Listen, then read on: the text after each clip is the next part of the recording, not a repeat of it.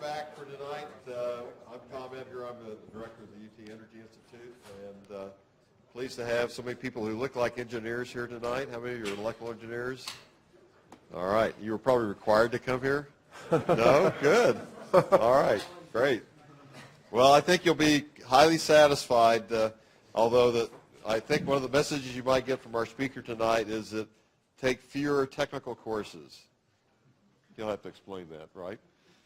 So the speaker, our visitor, is John McDonald. He is no stranger to Austin because he was telling us earlier today that he actually was hired to do most of the automation for the Austin Energy grid and a lot of the substations. So he's been to Austin many times and knows a lot of the people at Austin Energy, knows a number of UT faculty as well who work in the power systems area. So his title is really provocative. All you ever wanted to know about smart grids, but he didn't say, but we're afraid to ask, right? Right. He didn't leave that part in there. Right. So he is actually director of technical strategy and policy development for GE Energy Management Digital Energy Business. And so he has been, ever since he got his bachelor's and master's at Purdue in the 70s, has been basically doing electrical grids and basically all the technical parts of this. But again, as he will tell you, that there's a lot of non-technical aspects of smart grids that you have to pay attention to. He's very heavily involved in professional activities. The IEEE Power Engineering Society, for one, was the head of that. He serves on lots of other boards. And again, if I spent a lot of time telling you about all these things, then he wouldn't have as much time to talk. So without further ado, I'd like to introduce our speaker, John McDonald. Thank you, John. Thanks, Tom. Yeah, we'll say that. Thanks, Tom. I really appreciate the opportunity to be here. I've spent a lot of time in Austin, and I love coming to Austin. Whether it was the work I did with Austin Energy or the faculty, at the university here that I'm close friends with. It's tough to live up to a title, though, that says everything you've always wanted to know about something.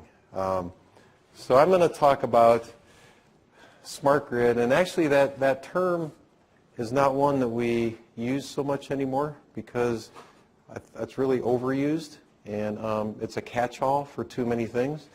So the DOE and a lot of companies like us are using now the term grid modernization. Grid modernization, okay? But like at GE, if we switch that and had all of our products and solutions and things say grid modernization and someone Googled smart grid, they wouldn't find us. So from a search point of view, whether you like smart grid or not, you've got to keep it. Otherwise, people won't find you. Smart grid, we're going to talk about the status and definition of what it is, trends. I'm going to talk about three very, very important things that I consider the success of smart grid. I consider it to be like a three-legged stool, okay, where if any of the legs is missing and you sit down, what happens? It falls over, right? So these three legs are all just as important as each other and are all needed for success. One is technology, right, which really we all start with and we all study a lot of. Second is industry standards. And you'll see why standards are so important. And third is policy, okay? So much of what we're doing is really related to all three. And if any one of those are missing, you aren't going to be successful. Okay, so my role at GE, it's about a $3 billion business that has all the technologies of smart grid except smart appliances. And home, we have a business called Home and Business Solutions in Louisville, Kentucky, that has the smart appliances and the in-home enabling technology that we work closely with. But my role is technology, technical strategy, standards, and policy. Okay, all three of these. And then after 2 years of deploying technology, we stopped and reflected back and said, what did we learn? What were the lessons that we learned from deploying the technology, and what changes are we going to make going forward? Okay. Then I'm going to finish with just out of curiosity, how many of you are IEEE members? Okay. How many of you are IEEE student members? Okay. Do you get the IEEE Potentials magazine? Okay. I was asked to write an article. It was in fact, I've got the issue with me. It was the last issue in 2011 in the student magazine about my first job. Okay. And I called it Go West, Young Man. And I'll explain that. But the very last slide tonight, we'll finish with, as long as you don't laugh, I'll show you a picture of me at work in 1975. And this was the way the hair and the sideburns and the glasses were back then, okay?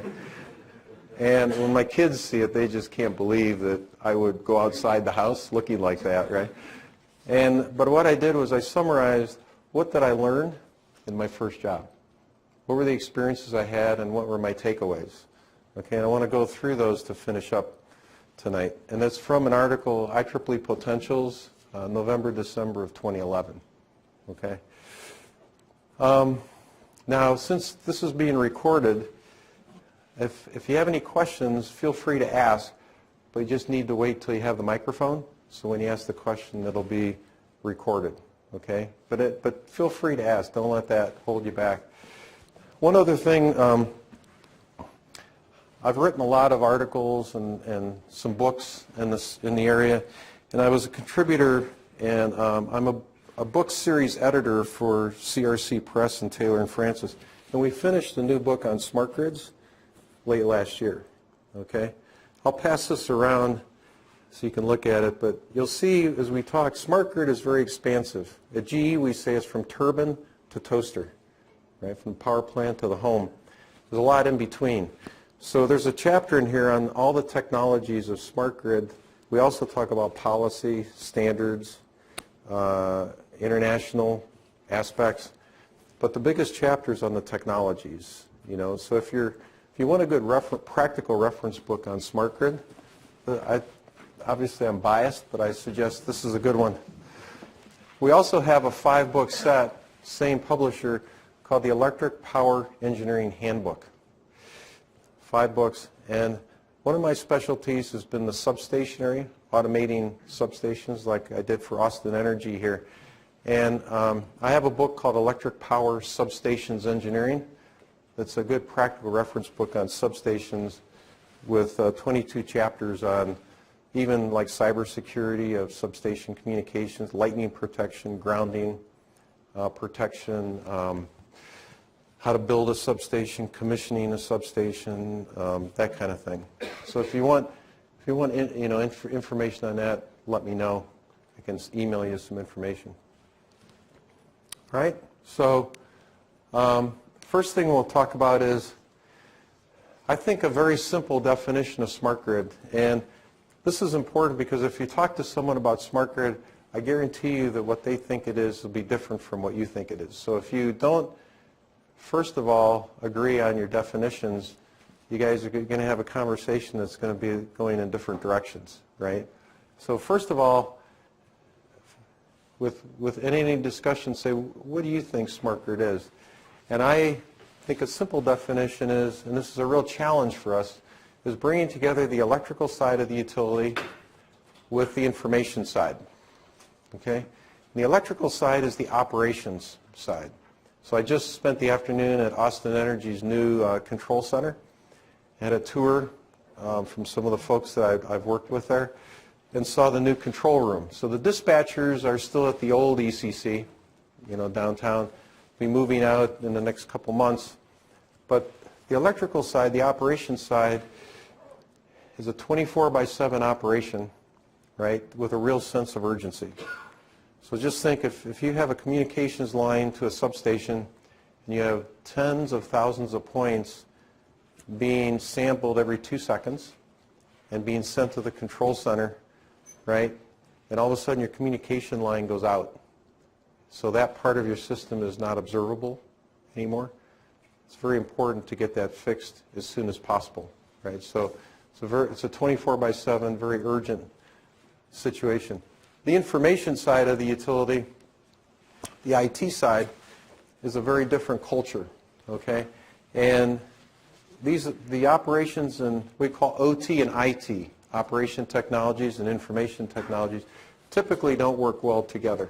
Okay, we just talked a couple hours ago at Austin where the IT group, which is typical, and the OT group really don't work together that much. And it's a challenge, and it's very typical with all utilities.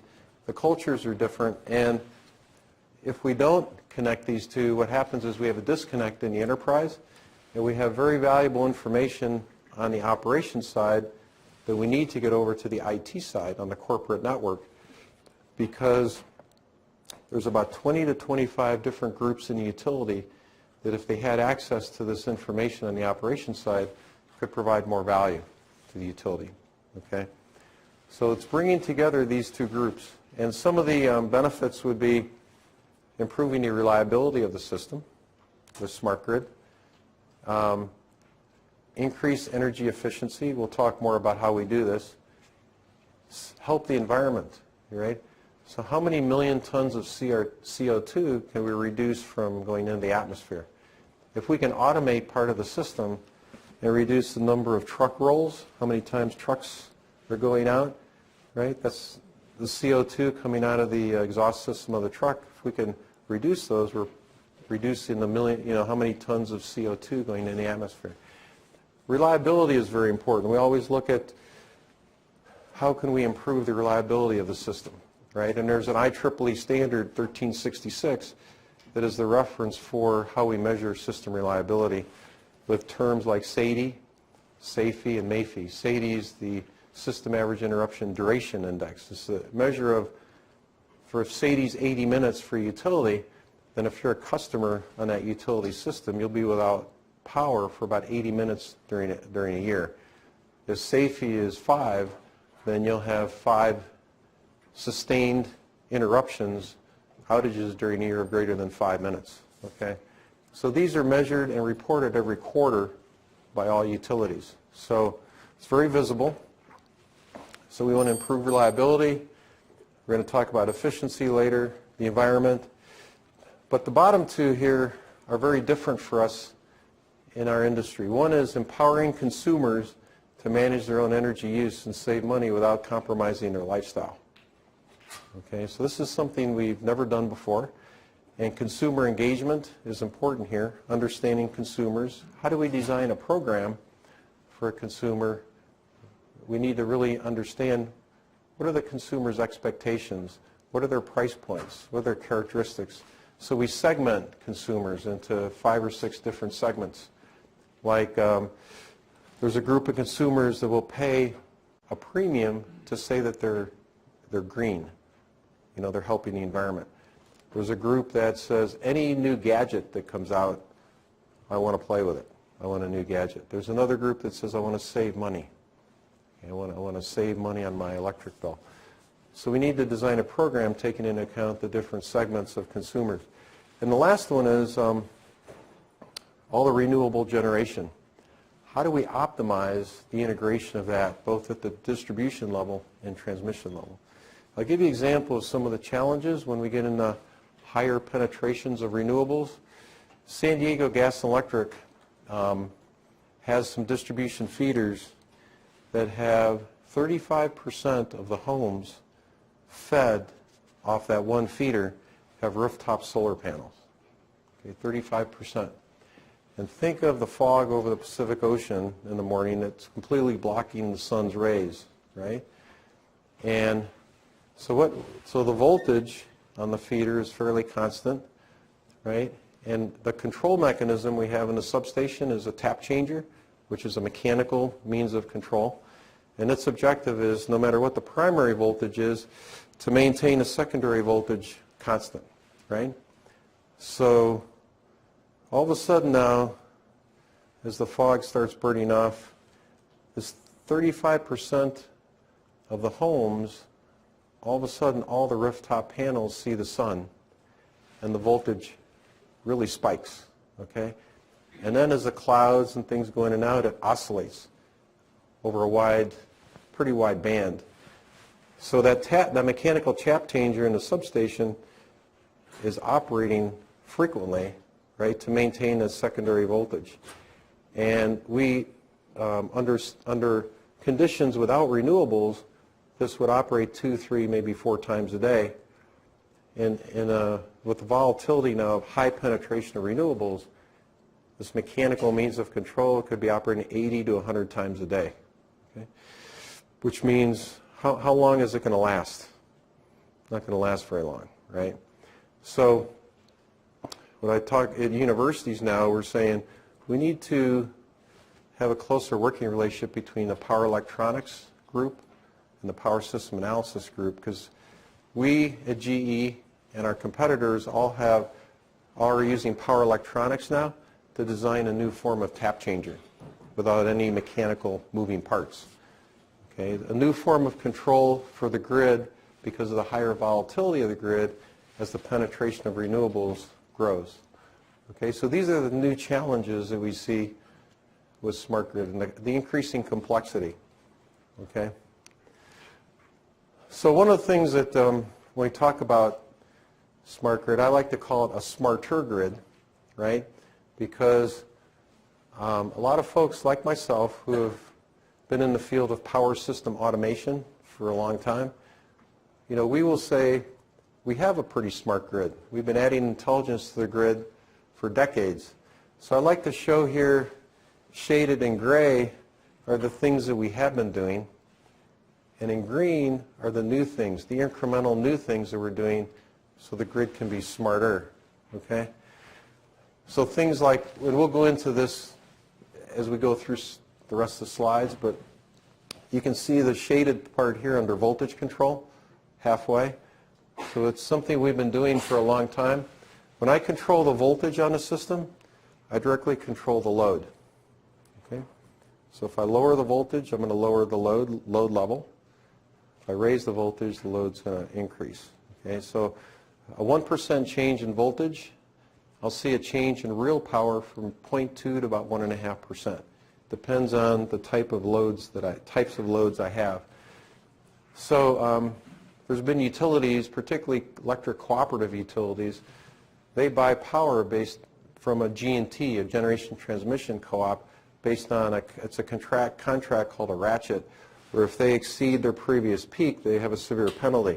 So they've been using voltage control for actually since the 70s, so that in any month, as they're like a summer month, if they're approaching their previous peak, they'll implement voltage control to lower the load, right? So they don't exceed that peak and have that financial penalty. We're doing much more sophisticated work now with integrating voltage control and reactive power control, called integrated volt-var control. We're adding sensors, more sensors on the system. So that's where the green and gray intersect in the middle line. That sensor there is a GE device. It's a company we bought in Northern Ireland, and that senses up to 8 different gases that could be dissolved in the oil of a transformer. And any one of those gases tells me a specific failure mode that's occurring in the transformer. Okay? And if we don't do anything about it, eventually this multi-million-dollar piece of equipment will explode, right? Shoot oil all over the place and propel big pieces of metal around the substation, basically destroy the whole substation. So by investing some amount of money into a device that senses the health of the asset continuously is a pretty strong business case for critical transformers. Okay, the average age of a transformer day in the United States is 42 years average. Okay? So there's a lot of potential catastrophic failures that could occur. And then the top is the management of the system. These are what we call solutions, and we'll talk about these here. Okay, so that's some concepts. Let's look at what the trends are. And I mentioned the word solution. This is new for our industry. What we've been talking about and working on previously was products and systems. Okay? So a product, you know, is something that we develop at GE or at a supplier, and you anticipate what the customer's needs are. You develop the product, and then you go sell the product. Same with the system. Anticipate what the customer's needs are, we develop the system and sell it. A solution is different, and this has been new with Smart Grid. A solution is we talk to the customers first. Okay, so we spent time 4 summers ago and talked to a lot of utilities. And so what are your needs? What are your business needs? Talk to the CEO. You know, when they give talks, what are the 3, key things that they want to do the next year? Is it improve reliability, reduce operation and maintenance costs? And talk to the execs. Because what we do is we take that information and we look at what technology components we either have or companies we can partner with or we develop. And we put those together to specifically address the business needs of that customer. Okay? So these are technology components integrated together. They need to interoperate, right? So if I take a number of components together, which some may be from GE, some from other companies, how would I be successful in getting all these separate technology components to interoperate, to work together? Well, if they communicate with each other, right, I need to make sure that they all comply with the same standard of communications, right? Standards, this is where standards become very important. You just can't wing it because the developers of each of these components will do things their own way, in a proprietary way, and then it's virtually impossible to interoperate. So the advent to solutions has put much more emphasis on industry standards, okay? And holistic means that we're looking across the whole organization, not just siloed by each of the different groups, but looking, so when we spend money and invest in technology, we look at what are the potential benefits, not just for the group that's buying the technology, but for the entire utility. So 4 summers ago at GE, we worked with McKinsey, and we talked with 38 different investor-owned utilities. And we also looked at the 50 states and the public service commissions of the 50 states. Because I said policy is as important as standards and technology. And we ranked the 50 states in terms of which states have the most supportive policy for investment in smart grid. Okay? And we took the top 20. And of those 20, we said these are the top 5, next 5, next 5, next 5. Then we took the 38 utilities who all had some GE products and good relationships with GE. And we cross-referenced the utilities with the states, and then we gave CEO-level presentations on smart grid. So these were utilities we had relationships with in states that had strong support, policy-wise for smart grid. And what we found was there were 6 solutions that made sense that we've developed. And we'll talk about each of these. One is asset, which today is transformers. Second is demand, so we're looking at customers and managing load. Third is smart metering with 2-way communications. The distribution system, the transmission system, and then looking at the workforce and optimizing the productivity of the workforce. And the reason is, you guys probably know, in our field, 55% of our workforce will retire in the next 5 to 7 years. Okay? There's a tremendous, tremendous number of senior leaders that are going to retire. So we need to look at engineering designs, optimizing those. We need to look at capturing the knowledge and experience and doing as much as we can automate the system. Okay, so let's look at each of these. And this is a roadmap. Okay, and let's first look at asset. And it's color-coded. So look at the boxes that are darker blue. And the first one is here in the substation. So we have a transformer in the substation. M&D means monitoring and diagnostics. And we have a intelligent electronic device at the transformer, or multiple devices. And there's probes inside the transformer. And we're constantly looking at temperature, look at the temperature of the oil in the main tank, temperature of the oil in the load tap changer tank on top, pressures, moisture in the windings, dissolved gas in oil, the bushings, you see the porcelain stacks, right, that come out of the top of the transformer. We look at, see the capacitance of the bushing, because if it changes dramatically when we have a flashover, which again could cause the transformer to explode. And we look at all this information and send it upstream to a asset manager, which has special software that's analyzing this health information. Okay? Second is, in green, is demand. Right? So here we're looking at demand response software, distributed energy resource manager in the office, but in the substation, generation, storage, as well as the concept of a microgrid controller. Right? So microgrid would be a small system unto itself, has its own generation, its own load, and we want to optimize the operation of that system. We could have utility-owned generation and storage. American Electric Power in Ohio has installed what we call community energy storage. So certain substations, they'll have batteries mounted on, just like pad mount transformers, right? So if you, at your home, if you have underground service, there's a green box, either in your yard or your neighbor's yard, which has the transformer in it. Well, this is another green box, but inside is batteries, okay, for the community. Or at your home, you could have your own battery that stores energy from your photovoltaic panels, right? When you have excess sun and electricity from that you don't currently need. Smart metering is the smart meters at the customer site. Communications then upstream to the systems at the office. The NMS, Network Management System, manages the communications, and the MDMS is the Meter Data Management System that stores the metering information. Okay? Now the distribution system is where the strongest business case is and where the most activity will be and the most investment. And there, you can see there's a lot of technology components in these solutions with the light green or light blue boxes.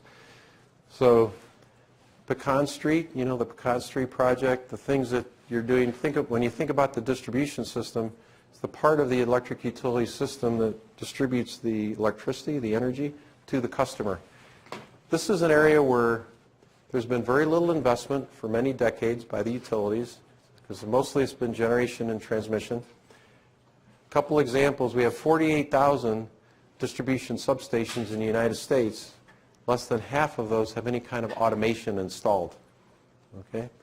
So if you don't call the utility, not so much in Austin, because Austin's much more progressive, but in many parts of the U.S., if your power goes out and you don't call the utility, they don't know that there's a problem, because there's no automation equipment in the substation that feeds you your electricity. Okay? It's unobservable. They just don't know. So less than half of the distribution substations in the U.S. have automation equipment. And if we go outside the substation on the feeders, very, very few utilities have done any wide-scale automation of the feeders. And the business cases, again, are very strong. So what we're talking about is a distribution management system, which is a separate supervisory control and data acquisition, or SCADA system for distribution, an outage management system, and on top here are the applications. So FDIR is fault detection, isolation, restoration. This application then, when a fault occurs on the distribution system, it detects it, finds the location of it, isolates it by opening up switches on either side of the fault, and then restores service upstream and downstream to customers on the healthy sections of the feeder. Okay? All within a minute or two. Okay? IVVC is integrated volt-var control, so here we're managing the load and reducing the losses of the system. Okay? And then in the substation we have equipment that supports the logic in the office, right, to carry out control and monitoring in the substation. Then we have equipment outside the substation on the feeders, again, that gives us information on the feeders and controls things like the switches and the capacitors, voltage regulators. Okay, so this is the area that will have more attention and more investment here with smart grid. The transmission system is the magenta boxes, I guess, with phasor measurement units, right, providing a synchrophasor information, which, you know, Texas has done a really good job, right, with all the wind in the state, with looking at synchrophasor information and capturing that. It's a more accurate indication of the state of the system, and we bring that upstream into the control center of the utility, the energy management system. There's a state estimator application that uses that, or a wide area measurement system, separate system. Okay, this is transmission. And then workforce, what we want to do is give more information to the field folks at the utility so they can be more efficient and more productive. So we have what we call field force automation, mobile, which is communications of digitized maps, equipment specifications, the things that they need to do the work out in the field, and design tools. Okay? So if there's one, I mean, if there's one industry, let's say, or area where, you know, you could say, well, there's no question that there's job opportunities in that area, it's the power and energy field. Okay, particularly not only now, but in the next 5 to 7 years, as a good chunk of the workforce retires. Okay, so how do we make sure that all these components talk to each other? So what we did, there was federal legislation in the U.S. in 2007 called the Energy Independence and Security Act, and Title 13 of that was all about smart grid for the first time. And it said that NIST, which is part of the Department of Commerce, was in charge of smart grid standards, the overall coordinator for smart grid standards. So in end of 2009, NIST formed the Smart Grid Interoperability Panel, and at the same time formed a governing board. And I ran for the board, got elected, and I've been chairing that board ever since 2009, end of 2009.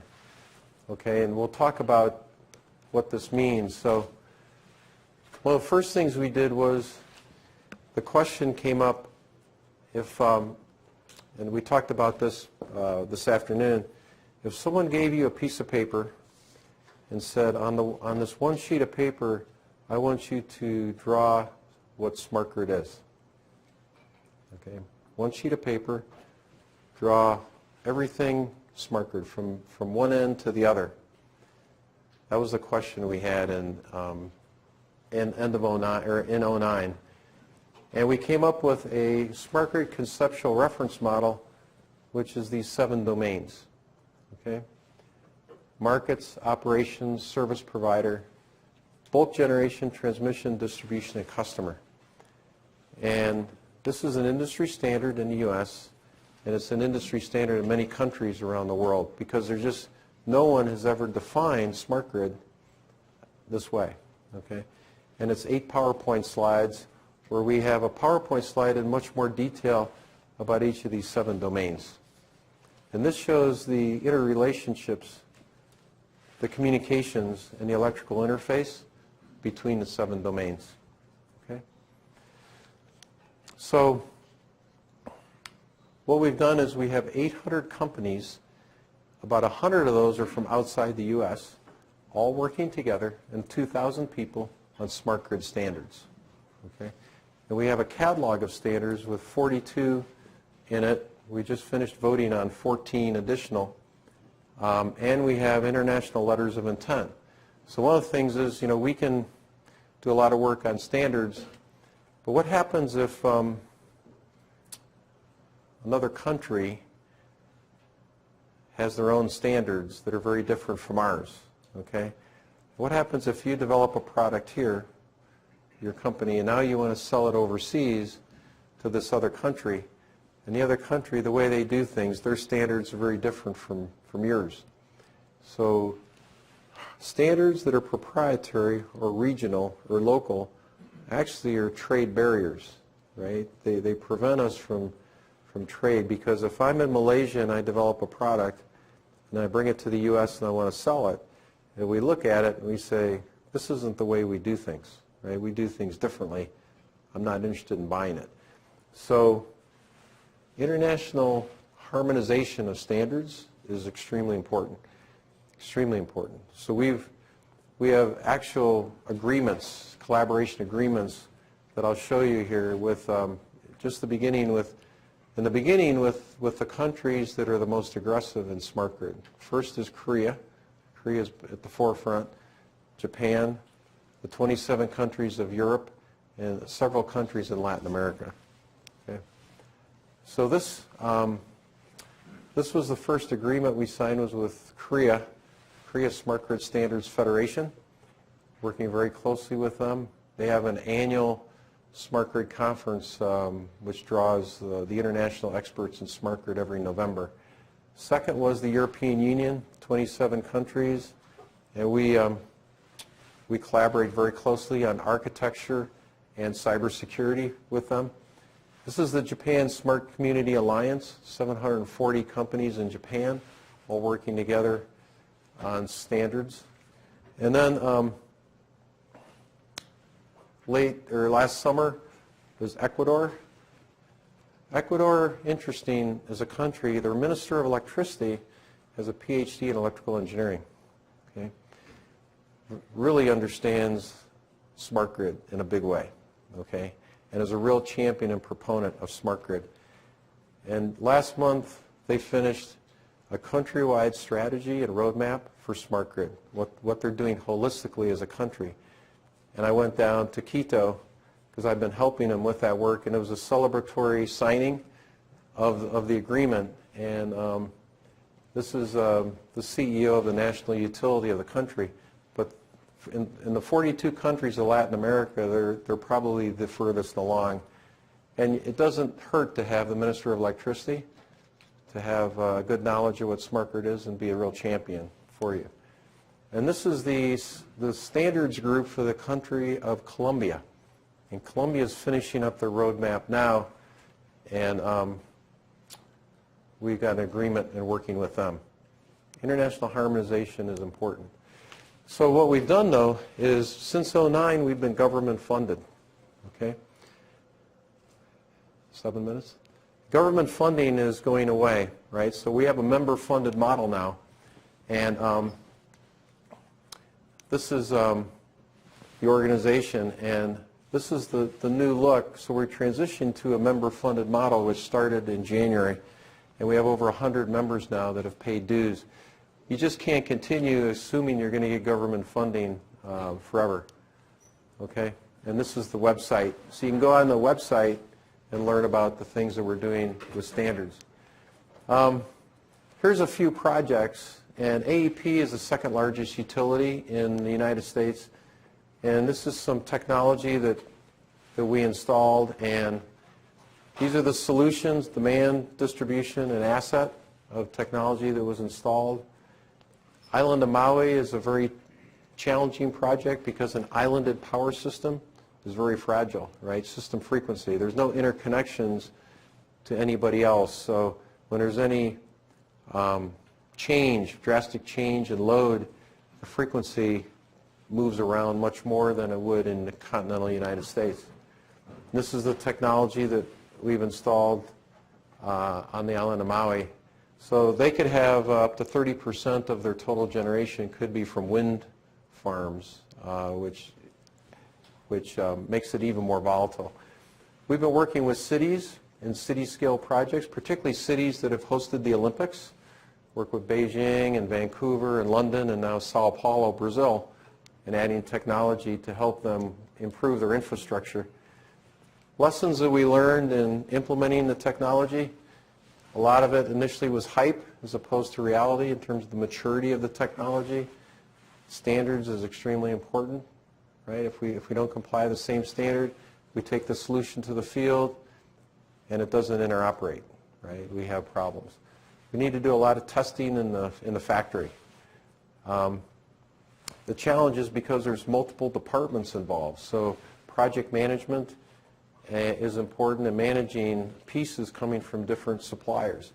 And having a consistent program management office is very important. And a corporate steering committee that enforces your overall strategy for smart grid. And then we develop use cases. Use cases help define the scenario and the benefits. And many utilities have their use cases that they use on their websites that you can download for free. Like Southern California Edison has all their use cases for smart metering available on their website. Okay, I'll finish with the article. And so this is me at work in downtown San Francisco. The sideburns came to the edges of my lips, and this was before blow dryers, right? Hair dryers. So if you had curly hair, it really was curly when it dried. Let me go over a few things I learned, and I can send you the article, or you can find the article. It's I think it was the November-December issue of 2011. Don't let a disappointing work situation affect your attitude at work, because things will change. So I was master's degree in power, doing all the technical studies for this huge copper refinery, the largest copper refinery in the world, being built actually in Amarillo, Texas in 1974-75. And my boss had me explain all the technical studies, how I did them, and then he went to the client. When the client came in, presented all my work, and got all the credit for it. I said, this isn't right. And really bothered me, right? Bothered me big time, because I was doing all this work, explaining things to him in detail. But, you know, things change. He left. I forget why he left, but he left the project.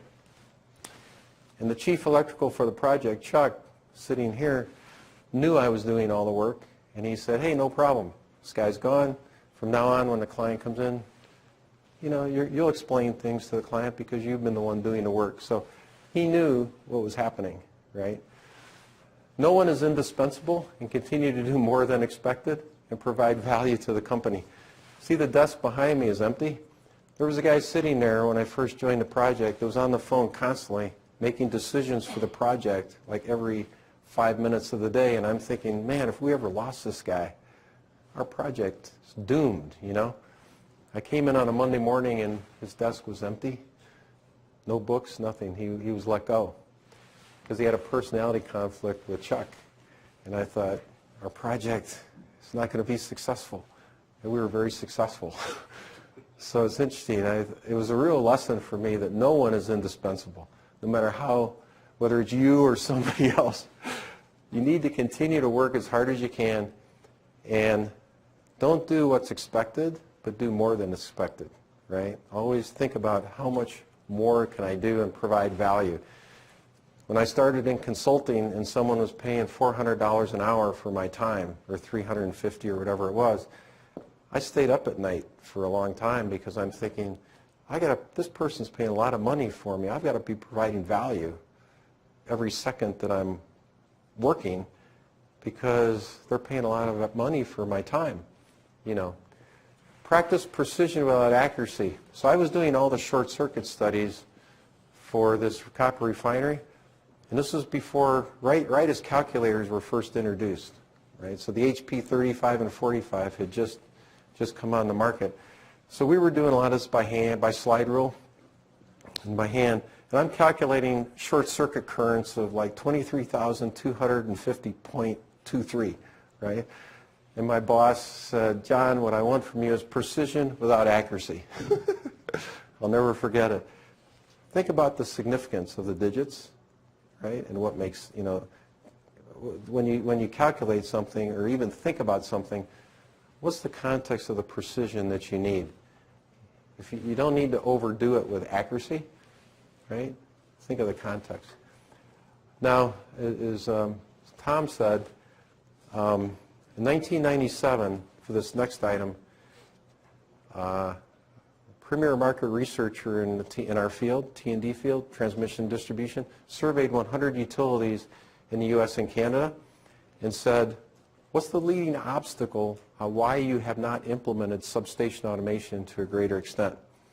And the leading obstacle was the inability to put the business case together, okay, to economically justify the technology. So when I finished my master's degree, in my case, I could have gone on and gotten a PhD, but I decided that I wanted to get an MBA at that point. So I went to get a bachelor's and master's at Purdue. First job was in downtown San Francisco with Bechtel Corporation, and I went to Berkeley then and got an MBA in finance. I just felt at that point I needed to know the business side, the finance side of the technology, as much as the technology itself.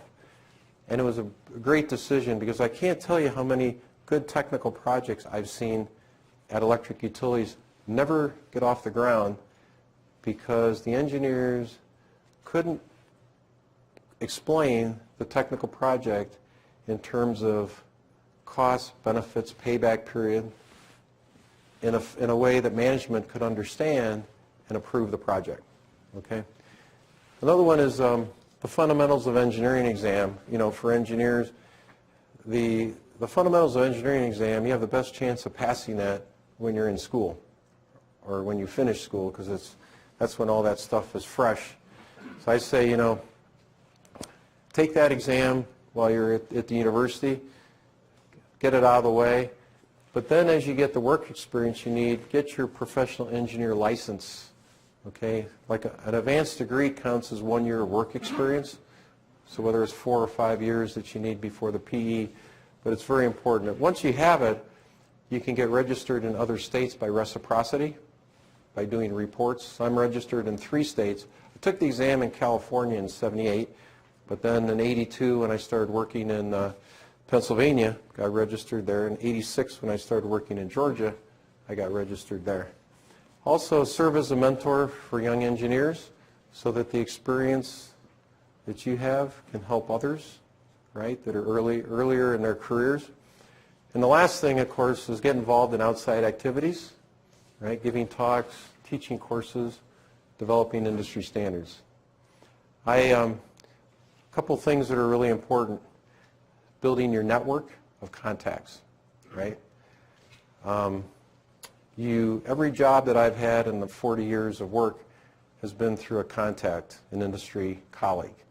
Right? I was very happy doing consulting work 5 years ago, a little over 5 years ago, when a friend at GE called me and says, John, I've got an opportunity that's perfect for you, okay?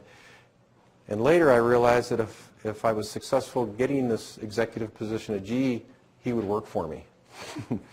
So it's pretty cool that he called me knowing that if I was successful, I would be his boss. But it's through contacts. The more you can do outside your company, the more valuable you are to your company. Okay? Leadership positions. IEEE Power and Energy Society is one that I've been active in 42 years as a member and teaching courses. The other thing is get involved in standards work. I've been involved in the substations committee of the IEEE for 25 years, writing standards. And that's when you really understand the technology very, very well, because you're looking ahead, you have the vision, and you're writing the standards, you know, for what's going to happen in the future. And you're working with all your competitors, so you get a really good idea of what they're doing and their perspectives. Okay, so it's a great learning opportunity. All right, so that was how I wanted to finish. If we have some time, I'd love to take some questions, if you have some questions. So you need to wait and get the microphone. Aaron?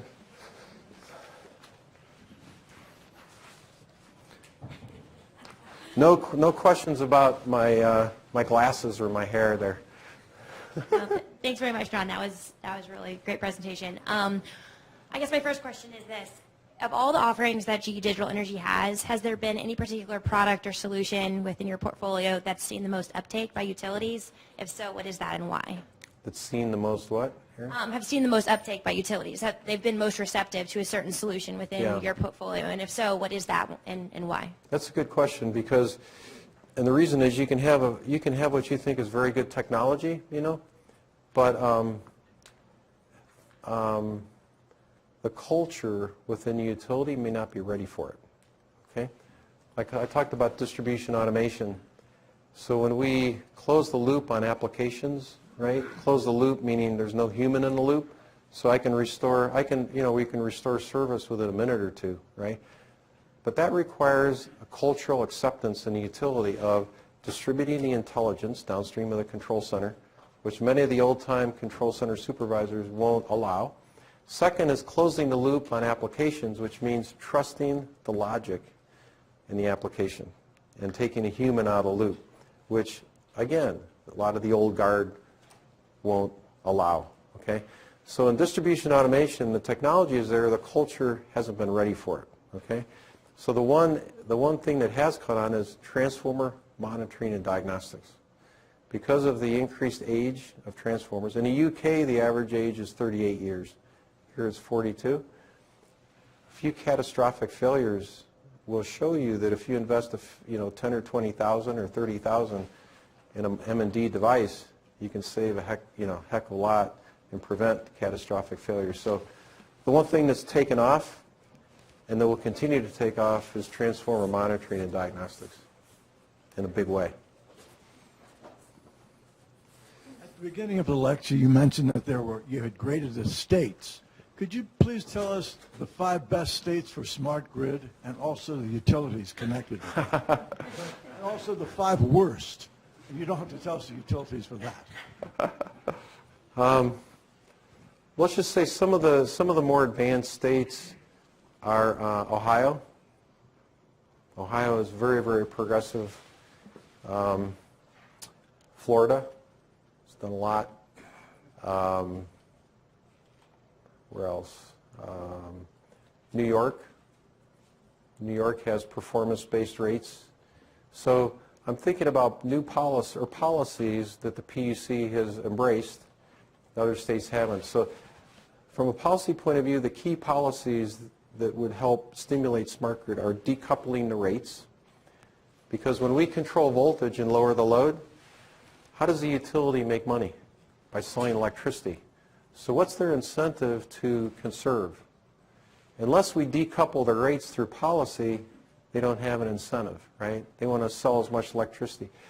The ANSI standard for voltage at your home it has to be within 114 to 126 volts by law, okay?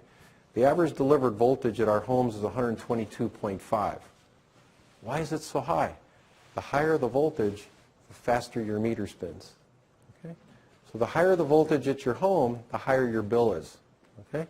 And 15 states have decoupled the rates. California was the first.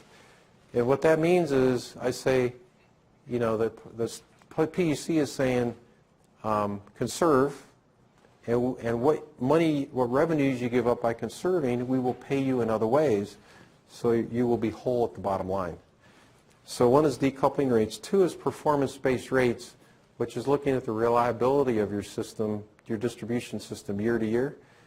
And if you're worse than your historical performance, worse than the deadband around it, then you have financial penalties.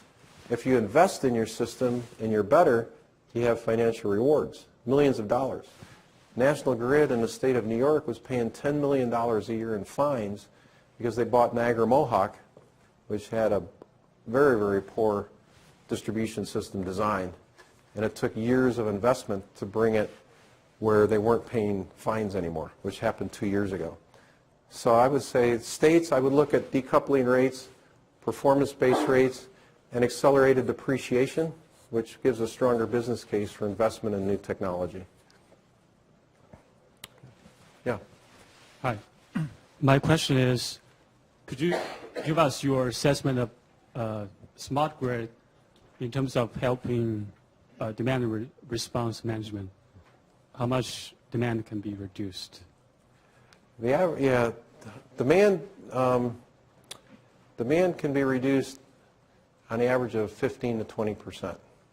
Okay, that's pretty easy. There's 3 things that need to come into play here, though.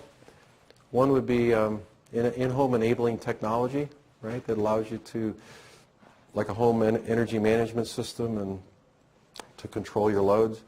2 would be a smart meter, which gives you usage information, because studies show if you can observe your usage day to day, you'll see ways that you can conserve, right?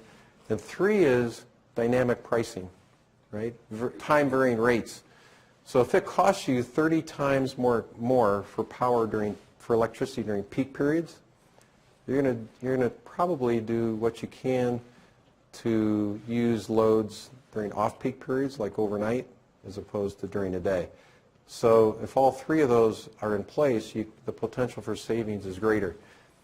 But of all the 6 solutions up there, and I've written articles that say this, I would take baby steps with demand optimization and focus on other solutions where the technology is readily available, right, and it's more mature.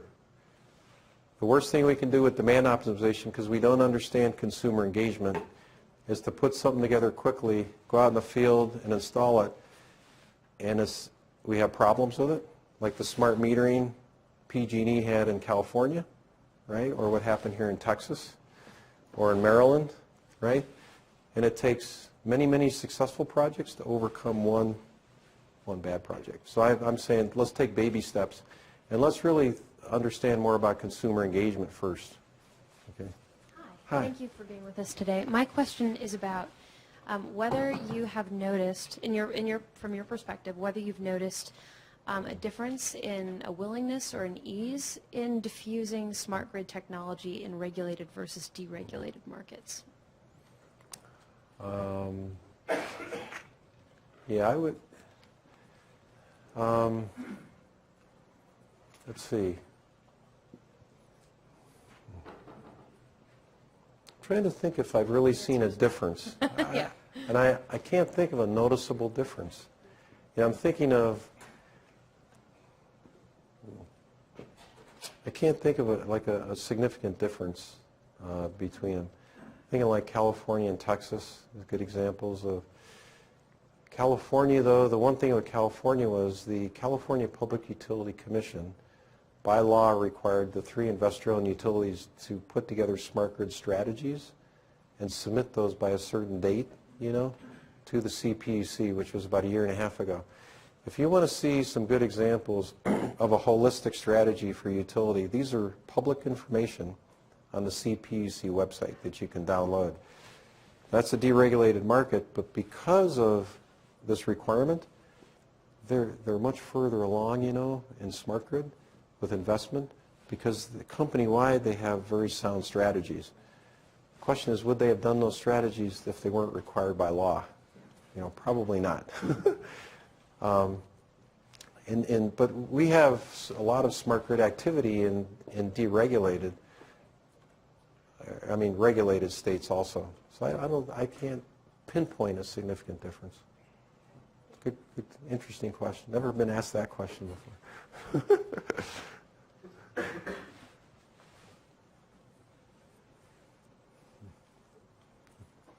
How many of you have had internships where you've been doing some work in smart grid? Have you had any internships? I know. I know. It's a good way to really, you can read about things, right? But until you actually dive in and start working, that's when you truly learn a lot about it. Why don't you go ahead and ask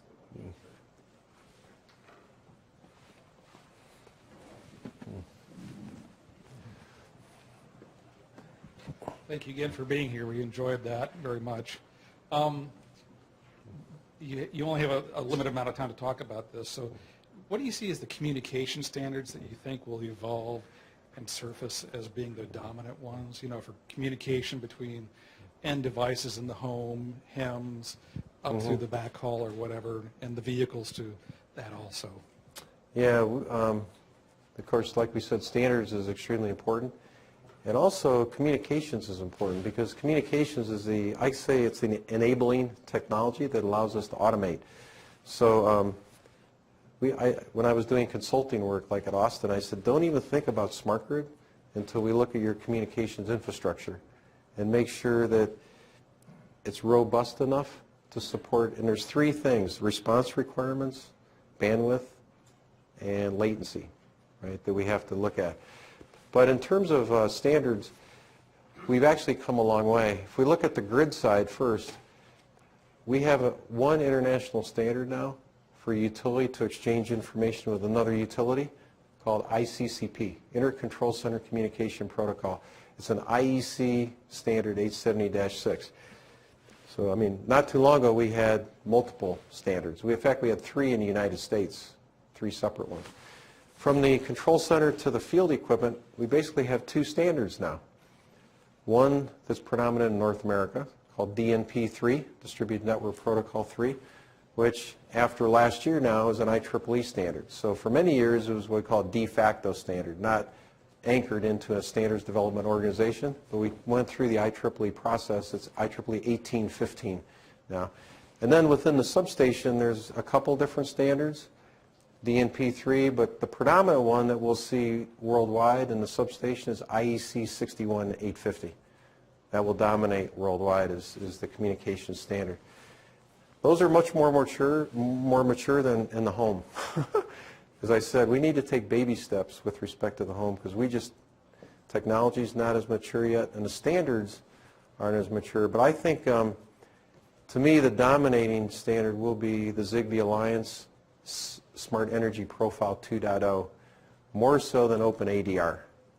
Okay, and the reason is OpenADR started with Lawrence Berkeley Labs and predominantly West Coast utilities. And it stayed at the West Coast for many, many years, you know.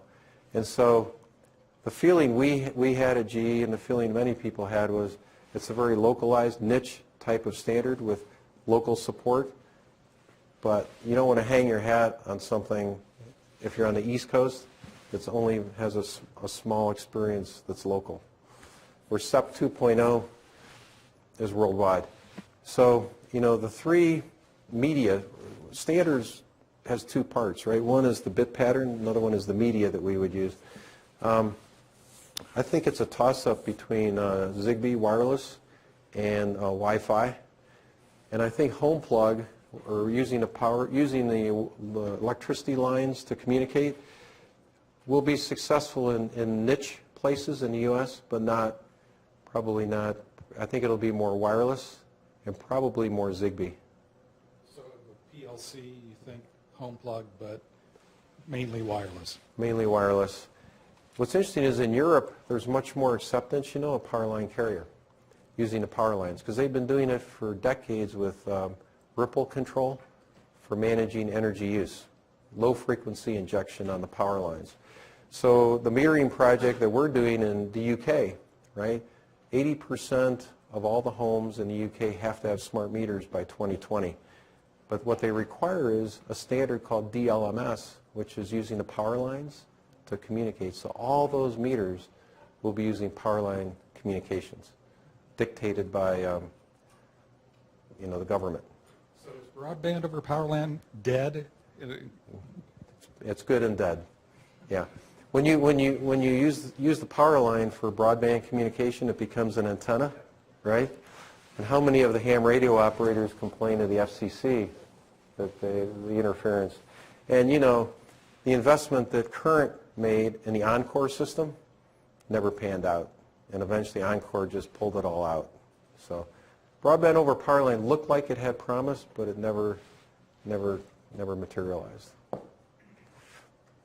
Thanks so much, John, for sharing your insights. Let's thank John. Thank you. Thank you so much. Thank you.